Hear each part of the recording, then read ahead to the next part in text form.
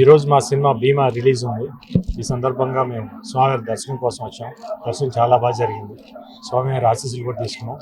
డెఫినెట్గా ఈ సినిమా భీమా పెద్ద హిట్ అవుతుందని మాకు బాగా గట్టి నమ్మకం. మీ అందరూ కూడా చాలా బాగా నచ్చుతుందని మాకు గట్టి నమ్మకం ఉంది. అందుకని మా టీం అందరం ఇక్కడికి వచ్చామన్నమాట దేవుడి దర్శనం కోసం. We're very happy. ఈరోజు భీమా రిలీజ్ అందుకోసం వచ్చాం. దర్శనాన్ని బాగా అయింది. Thank you.